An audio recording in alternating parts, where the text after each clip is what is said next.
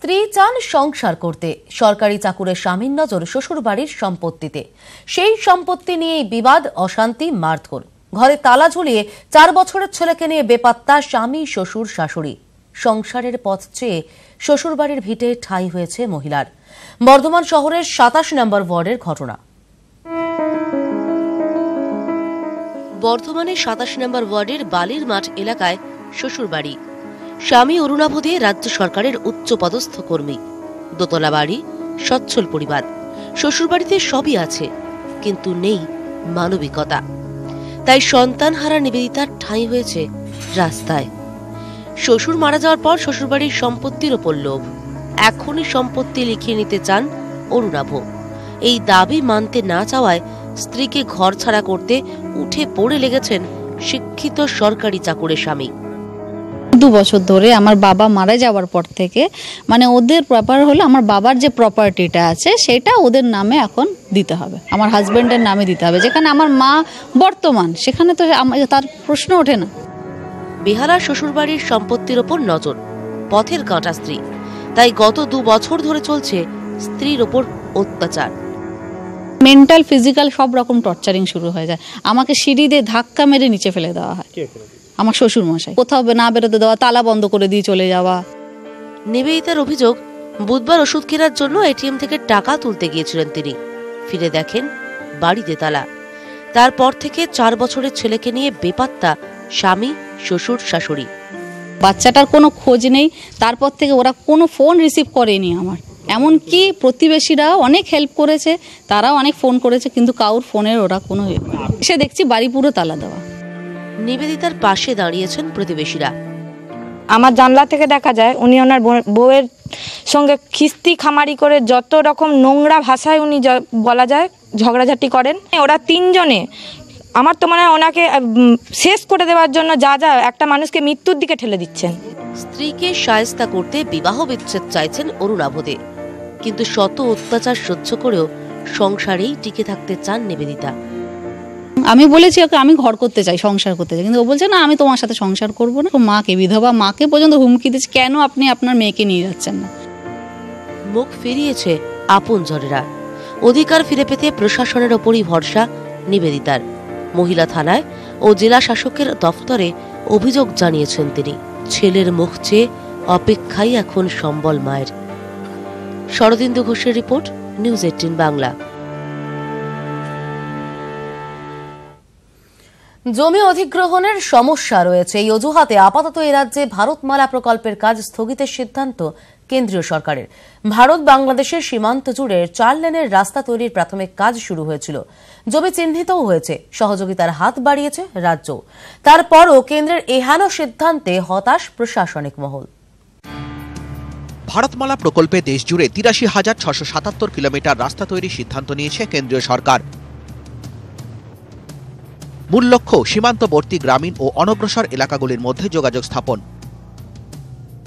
উত্তর 24 পরগনার বাগদা থেকে বসিরহাটের ঘোজাডাঙ্গা বন্দর। 4 লেনের রাস্তা তৈরি হওয়ার কথা, কিন্তু মাঝপথেই বন্ধ হয়ে গেল সেই মালাগাথা। রাজ্যে ভারতমালা প্রকল্পের কাজ স্থগিতের সিদ্ধান্ত নিয়েছে কেন্দ্র। 1 ডিসেম্বর থেকে প্রকল্পের সঙ্গে যুক্ত কর্মীদেরও সরিয়ে দেওয়ার সিদ্ধান্ত জানিয়ে দিয়েছে মন্ত্রক। ভারতমালা প্রজেক্টের ক্ষেত্রে 3 ক্যাপিটালের নোটিফিকেশন হওয়ার কথা ছিল, সেই মর্মে কাজ এগোচ্ছিল। তো ন্যাশনাল হাইওয়ে অথরিটি সম্প্রতি চিঠি দিয়ে আমাদেরকে জানিয়েছে যে টেম্পোরারি কাজটা ওরা স্থগিত করে দিচ্ছে আপাতত। তো কারণ কিছু সেই অর্থে পরিষ্কার নয় আমাদের কাছে, তো আপাতত স্থগিত, এইটুকু বলতে পারি। উত্তর 24 পরগনায় 45 মিটার চওড়া 93 কিলোমিটার লম্বা রাস্তা তৈরির প্রস্তাব। 82 মৌজায় 645 একর জমি নিয়ে কাজ হওয়ার কথা। ইতিমধ্যেই জমি চিহ্নিত করার কাজ প্রায় শেষ হয়েছে। এই রাস্তা তৈরি হলে অন্তর্দেশীয় বাণিজ্যে জোর প্রভাব পড়ত। জুড়ে যেত এশিয়ার সবচেয়ে বড় স্থলবন্দর পেট্রাপোল ও বসিরহাটের ঘোজাডাঙ্গা বন্দর।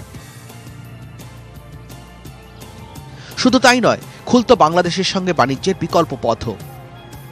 কেন্দ্রের দাবি, জমি জটের জেরে আপাতত প্রকল্প স্থগিতের সিদ্ধান্ত। অথচ আইন মেনে রাস্তা তৈরির জন্য কেন্দ্রকে জমি দিতে প্রস্তুত ছিল রাজ্য সরকার। এই জেলায় প্রকল্প রূপায়ণে প্রয়োজন 10,000 কোটি টাকা।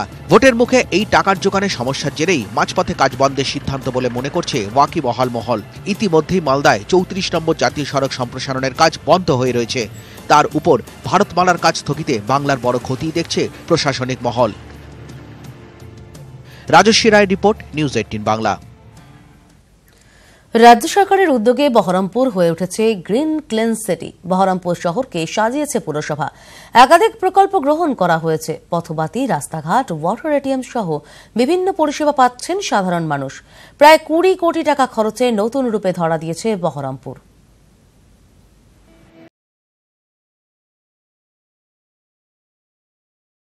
মুর্শিদাবাদের বহরমপুর শহরকে সাজিয়েছে রাজ্য সরকার। রাস্তাঘাট উন্নত হয়েছে, সংকীর্ণ রাস্তাঘাট চওড়া করা হয়েছে, জায়গায় জায়গায় বসানো হয়েছে পথবাতি। বহরমপুর পুরসভার তরফ থেকে শহরকে সাজিয়ে তুলতে একাধিক প্রকল্প নেওয়া হয়েছে। সাধারণ মানুষের সুবিধার কথা ভেবে বিভিন্ন পরিষেবা দেওয়া হচ্ছে। গ্রিন সিটি প্রকল্পে হাসপাতাল, বাস স্ট্যান্ড, সরকারি দপ্তর, কলেজ, আদালত চত্বরের মতো গুরুত্বপূর্ণ জায়গায় বসানো হচ্ছে ওয়াটার এটিএম।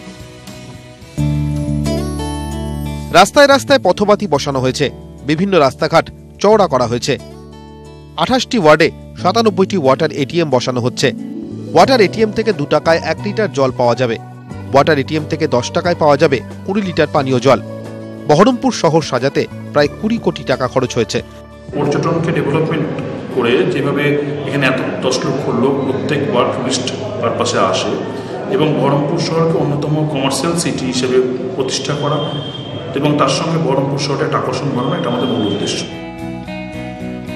গঙ্গার পাড় লাগোয়া এলাকায় সৌন্দর্যায়ন করেছে প্রশাসন। আলো লাগানোর পর বিভিন্ন রাস্তায় অন্ধকার কেটেছে। মহিলারাও নিজেদের নিরাপদ মনে করছেন। সব মিলিয়ে পুরসভার কাজে খুশি বহরমপুরবাসী। ফুটপাথ, লাইট, রোড ভালো করে দিয়েছে, গার্ডেন, এরকম কাজ অনেক করলেই ভালো।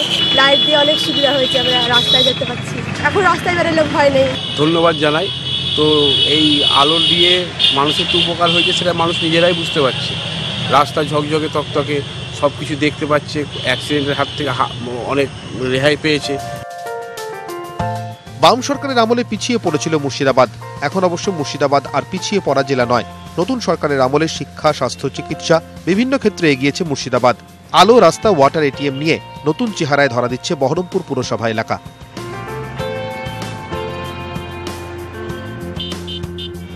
বহরমপুর থেকে ক্যামেরায় অপূর্ব চৌধুরীর সঙ্গে প্রণব বন্দ্যোপাধ্যায়, নিউজ 18 বাংলা।